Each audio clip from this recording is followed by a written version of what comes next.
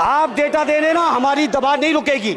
सभापति महोदय, जब जब बीजेपी की सरकार, जब जब बीजेपी के लोग विपक्ष में रहे तो ओपीएस की बातें किए। 10 साल से आप सत्ता चढ़ा रहे हो, 11वां बजट पेश कर रहे हो। पूरा देश आज ओपीएस के लिए, सरकारी कर्मचारी परेशान है। कहीं ओपीएस की चर्चा नहीं है, पुरानी पेंशन की कोई चर्चा नहीं है। सभापति महोदय, पुरानी पेंशन तो पुरानी पेंशन हम मांग करते हैं। बहुत बड़े राष्ट्रभक्त आप बनते हो, मैं मांग करता हूं देश के पैरामिलिट्री फोर्सेस को आप पुरानी पेंशन दीजिए। मैं मांग करता हूं, आप राष्ट्रभक्त हैं ना, सीमा पे जो सुरक्षा कर रहे हैं, जो शहादत झेल रहे हैं, मेरी मांग है कि आप उनकी ओपीएस दीजिए। वो आप ओपीएस नहीं दे पाओगे।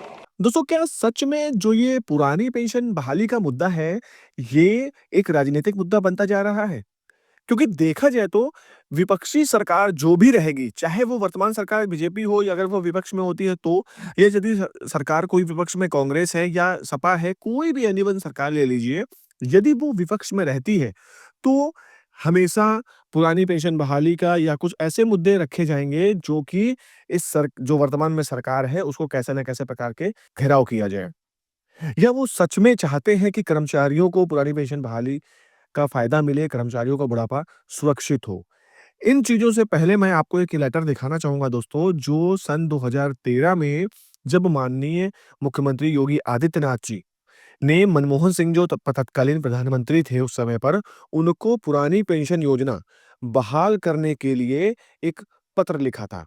और उस पत्र में ये साफ-साफ दिया था कि जो ये पुरानी पेंशन योजना है, ये कर्मचारियों को ज़रूर लागू करनी चाहिए, क्योंकि एनपीएस में उनको पेंशन जो मिल रही है वो बहुत कम दी जा रही है। इस कारण से जो ये पेंशन का मुद्दा है, इसको सर्वोपरि करते हुए इस पर किसी न किसी प्रकार का एक्शन लिया जाए। देखिए क्या लिखा है ये मैं आपको बता देता हूँ। सेवा में माननीय श्री मनमोहन सिंह जी, प्रधानमंत्री भारत सरकार, नई दिल्ली। प्रिय महोदय, संलग्न ज्ञापन राज्य कर्मचारियों संयुक्त परिषद उत्तर प्रदेश जनपद शाखा गोरखपुर का है।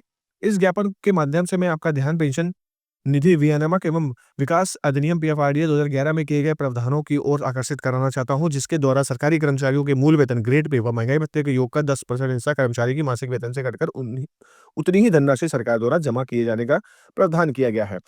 इस जमा धनराशि को फंड मैनेजरों के माध्यम से शेयर बाजार में लगाया जाएगा।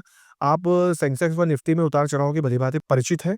नए पेंशन व्यवस्था द्वारा कर्मचारियों के सेवाकाल के दौरान धन निकालने में कोई व्यवस्था नहीं है तथा सेवानिवृत्ति पर भी उन्हें यह रिटर्न मिलेगा या बाजार पर निर्भर करेगा। सरकार द्वारा न्यूनतम पेंशन की गारंटी भी नहीं लाई जा रही है। इससे कर्मचारियों को भारी रोष है, धरना प्रदर्शन व हड़ताल भी कर रहे हैं। आपसे अनुरोध है कि नई पेंशन व्यवस्था को स्थान पर पुरानी पेंशन व्यवस्था को लागू रहने दिया जाए।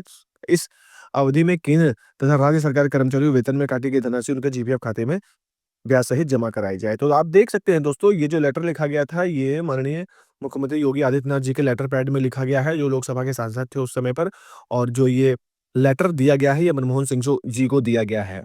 अभी जैसा कि आपने वीडियो में देखा कि स्टार्टिंग में जो मंत्री जी हैं, वो कह रहे हैं कि जो ये पेंशन का मुद्दा है, जब बीजेपी सरकार विपक्ष में रहती है, तो पुरानी पेंशन योजना की बात करती है और जब सत्ता में आती है, तो उन्हें ये पेंशन लागू करने में समस्या हो रही है। फिर सबसे बड़ी बात दोस्तों, मैं ये नहीं कहना चाहता है कि किसकी पेंशन लागू हो, किसकी नहीं हो। मैं तो समझता हूँ सभी की पेंशन लागू होनी चाहिए। लेकिन सबसे बड़ा जो दुःख इस बात का है कि इस देश का जो अर्धसैनिक बल है, उसको भी इस पेंशन योजना का लाभ नहीं दिया जा रहा है।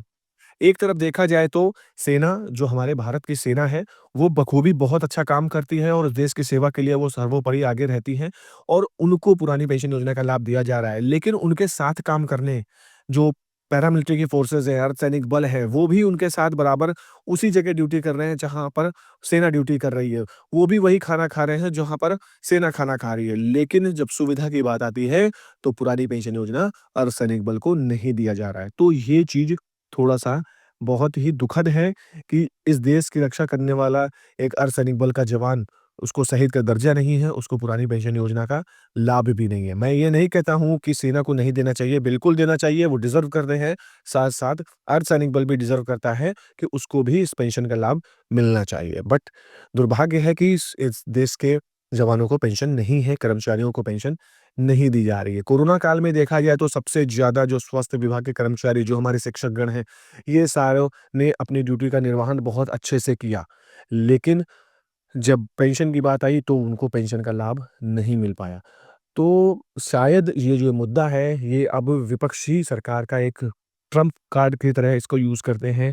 जब सरकार विपक्ष में रहती है तो इसको आगे से आगे रखती है, जब सरकार सत्ता में आती है तो इस जो मुद्दे को तो इस मुद्दे पर ध्यान कम देती है।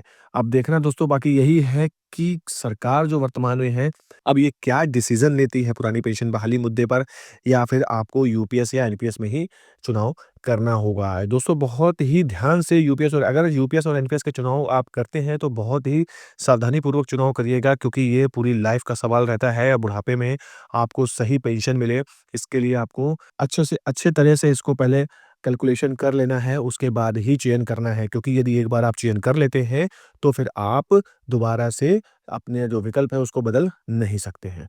तो दोस्तों वीडियो में बस यही जानकारी देनी थी। मेरे द्वारा दी गई जानकारी अच्छी लगी है तो प्लीज़ वीडियो को लाइक करिए, शेयर कीजिए, कमेंट करिए। मिलते हैं अगले वीडियो में, तब तक के लिए जय हिंद, जय भारत।